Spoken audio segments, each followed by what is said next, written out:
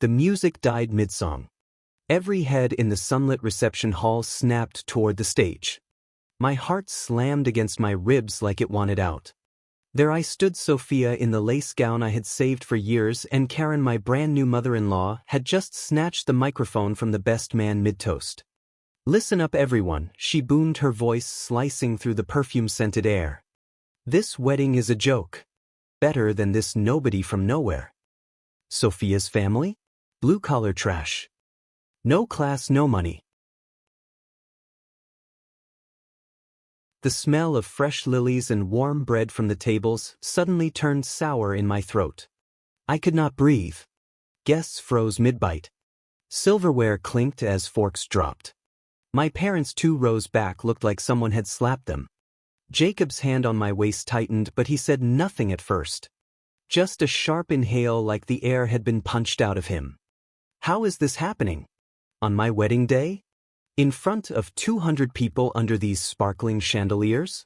I felt my knees buckle.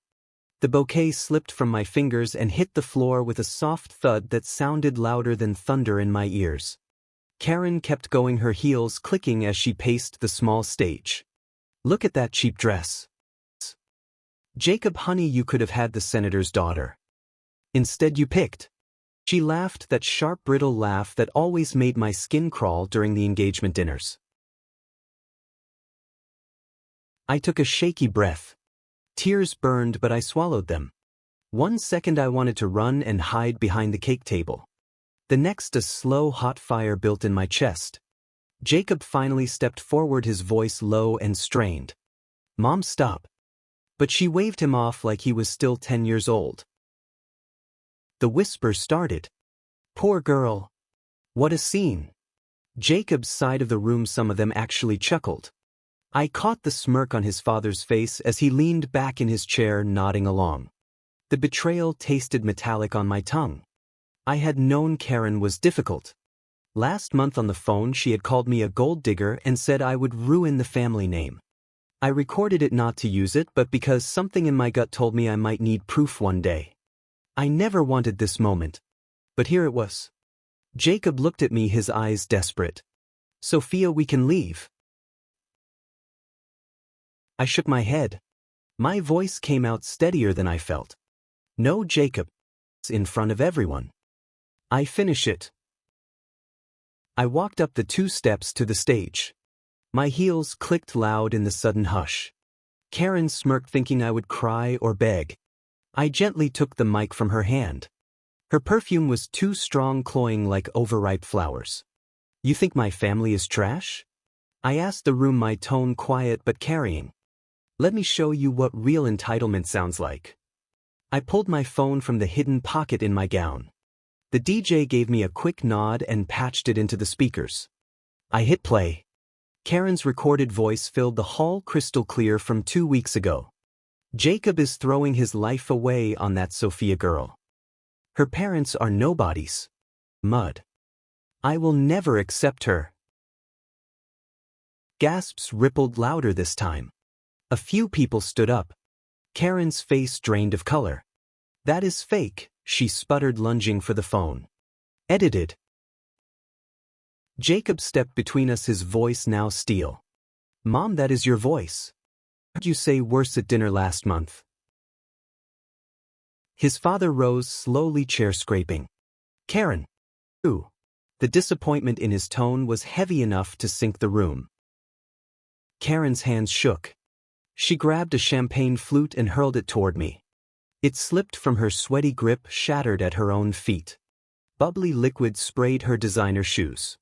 She slipped, tried to catch herself, and landed hard on the stage edge, dress tearing at the seam. A collective gasp, then a few nervous laughs broke out. The room turned.